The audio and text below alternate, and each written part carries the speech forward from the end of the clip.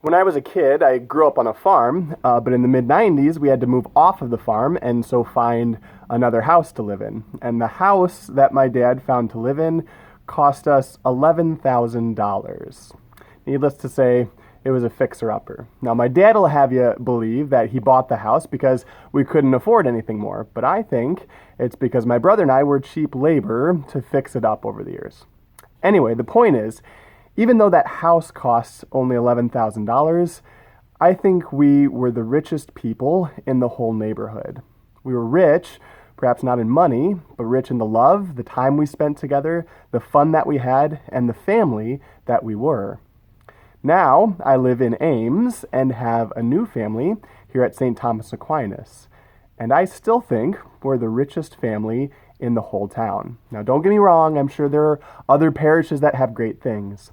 But what I've come to experience here in our parish family is the richness of the love, of the gifts that we have, of those that we share in Ames, Iowa State, and the world around us. We are a pretty rich family. However, we oftentimes forget how blessed we are, the gifts that we've been given, and we just sort of think that we want more, or I want that thing, instead of just appreciating the riches and blessings that we've been given. So, because it's so easy to forget how blessed we are and the riches that we have, I want to invite you to do two things. I know you're probably surprised that it's not three things, but it's only two things I'm inviting you to do. Number one, take time to appreciate the richness of your life. We are incredibly blessed. And if we don't take time to appreciate the riches that God has given us, that we have been blessed with, we run the risk of becoming spoiled children of God instead of blessed and joyful children of God. So take time to appreciate the riches that you have, the blessings that you've been given.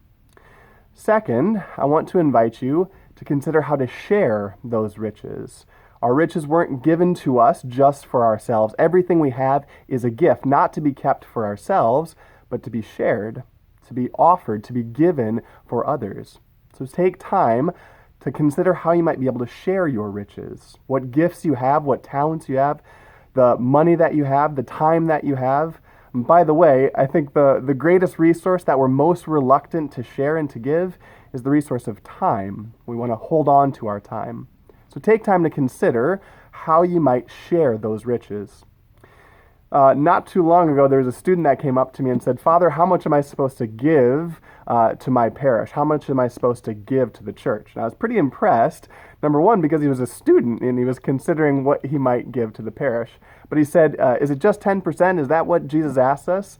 And I told him that if you look in the Bible, nowhere in the entire Bible does Jesus say to give 10%. Nowhere in this whole book are we asked to tithe or to only give 10%. What you will find in this book is Jesus saying over and over again, "Give away everything and follow me. Leave your nets and follow me. Give up everything and be my disciple." So my answer to the student was, you're not called just to give 10%, you're called to give everything.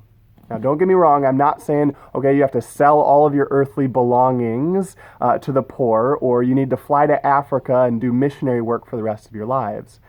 But what I am saying is that God has asked us to give everything. And so often we want to hold on to things for ourselves. So, back to the two invitations. Number one, consider how blessed and how rich we truly are.